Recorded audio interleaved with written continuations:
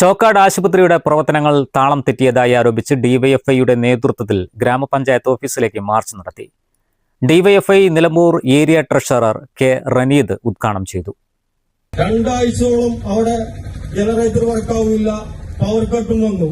അവിടുത്തെ രോഗികൾ ബുദ്ധിമുട്ടുന്ന സമയത്ത് അവിടുത്തെ ഡോക്ടർ ഉൾപ്പെടെയുള്ള ആളുകളുടെ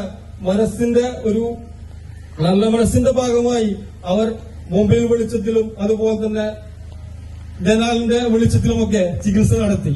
ആ ചികിത്സ നടത്തിയ ഡോക്ടർമാരെ അഭിനന്ദിക്കുന്നതിന് പകരം ഇവിടുത്തെ കുറച്ചാളുകൾ ചെന്ന് അവിടെ ഡോക്ടർമാർ കൃത്യമായി അറിയിച്ചില്ല എന്ന പ്രശ്നം ആരോപിച്ചുകൊണ്ട് ഈ പ്രശ്നം അവിടുത്തെ ഡോക്ടർമാരെ തലയിൽ വെച്ച് കെട്ടാനുള്ള ഒരു വലിയ ശ്രമമാണ് ഇവിടുത്തെ ഭരണസമിതി, ചോക്കാട് പഞ്ചായത്തിലെ ഭരണസമിതി സ്വീകരിക്കുന്നത്.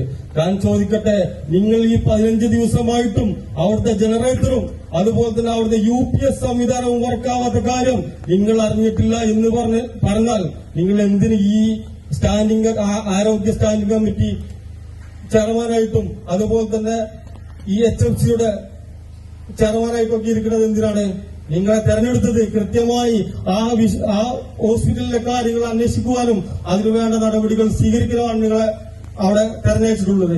ഉച്ചയ്ക്ക് ശേഷവും ഞായറാഴ്ചയും രോഗികളെ ചികിത്സിക്കുക, OP ടിക്കറ്റിനുള്ള വർദ്ധിപ്പിച്ച ഫീസ് പിൻവലിക്കുക, കാലഹരണപ്പെട്ട ഉപകരണങ്ങൾ മാറ്റി സ്ഥാപിക്കുക, രോഗികൾക്ക് മെച്ചപ്പെട്ട സൗകര്യമൊരുക്കുക തുടങ്ങിയ ആവശ്യങ്ങൾ ഉന്നയിച്ചായിരുന്നു മാർച്ച്. പഞ്ചായത്ത് UDF ഭരണസമിതിയുടെ കെടുകാര്യസ്ഥത മൂലം മികച്ച ആശുപത്രിയായ ചോക്കാട് ആശുപത്രിയുടെ പ്രവർത്തനം താളം തെറ്റിയിരിക്കുകയാണെന്ന് ഇവർ ആരോപിച്ചു. E. Rahul, T. Riyas, KT Mujeeb, KT Majeed തുടങ്ങിയവർ പ്രസംഗിച്ചു. News bureau, Chokkad.